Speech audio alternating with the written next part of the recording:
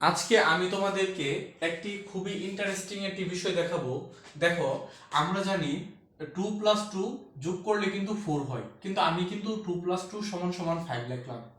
এখন মজার বিষয় হচ্ছে আমি এটি কিভাবে 2+2 সমান সমান 5 হচ্ছে আমি তোমাদেরকে সলভ করে দেখাচ্ছি।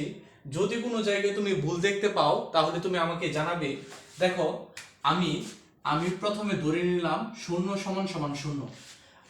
আমরা যে কোনো একই সংখ্যাকে আমরা একই সংখ্যা সমান ধরতে পারি, অর্থাৎ 1 সমান সমান 1 ধরতে পারি, 2 সমান সমান 2 ধরতে পারি।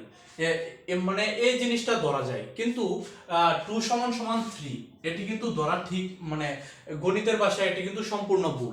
অর্থাৎ একই সংখ্যা সমান সমান একই সংখ্যা লেখা যায়, কিন্তু একই সংখ্যা সমান সমান ভিন্ন সংখ্যা, অর্থাৎ 2 সমান সমান 3 এটি কিন্তু লেখা ঠিক নয়, এবং এটি গণিতের ভাষায় ভুল। আজকের এই বিষয়টি আমি তোমাদেরকে দেখাবো। দেখো, আমরা কিন্তু 0 সমান সমান 0 লিখতে পারি, কিন্তু 2 যোগ 2 এটা কিন্তু 4, 4 সমান সমান 5 কিন্তু লেখা কিন্তু ঠিক না। এখন আমি তোমাদের আজকে এটি প্রমাণ দেখাই এটি কিভাবে করে। যদিও এখানে একটা ভুল আছে, সর্বশেষ তোমরা আমাকে কমেন্টে জানাবে কোথায় ভুল হয়েছে। দেখো, 0 সমান সমান তো 0, এটা গণিতের স্বীকার্য অনুসারে আমরা লিখতে পারি। এখন 0 সমান সমান 0 যদি হয়, এটাকে কি আমরা 25 বিয়োগ 25 লিখতে পারি না?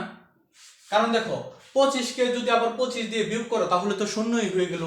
একইভাবে আমরা এই পাশে এই 0 কে আমরা লিখতে পারি না 20 বিয়োগ 20, অর্থাৎ 20 কে যদি আমি 20 থেকে 20 কে বিয়োগ দেই তাহলে তো 0ই হয়ে গেল। তাহলে কি আমরা পূর্বের যেই লাইনটি এটি কি ব্যাক পাচ্ছি না? এখন দেখো, আমরা এই 25 কে আমরা কি 5 গুণ 5 লিখতে পারি না?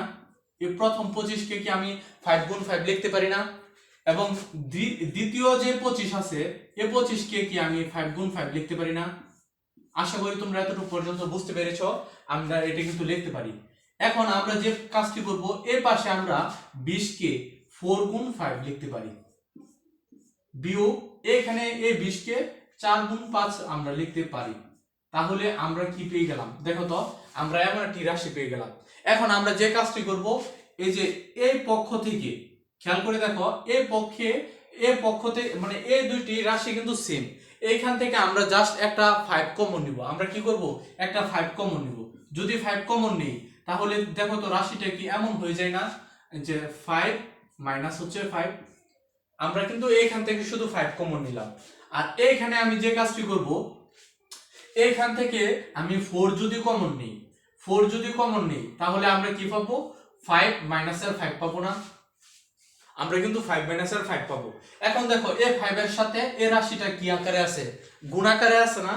যদি ওই পাশে চলে যায় তাহলে কি হয়ে যাবে? ভাগ আকারে হয়ে যাবে না?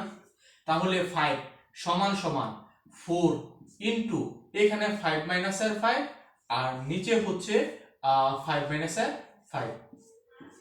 এখন খেয়াল করে দেখো, এখানে তো ভাগ আকারে করলাম। আমরা জানি যে একই জাতীয় রাশি উপরে এবং নিচে যদি ভাগের সময় থাকে তাহলে আমরা কাটাকাটি করতে পারি।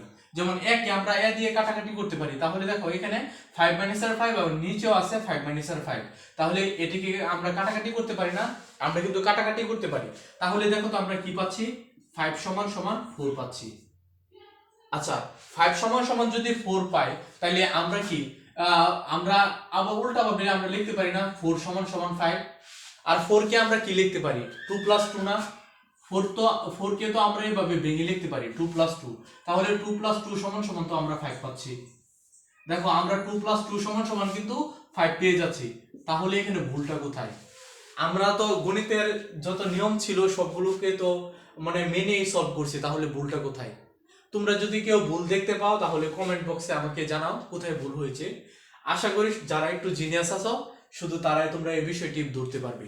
ধন্যবাদ সবাইকে।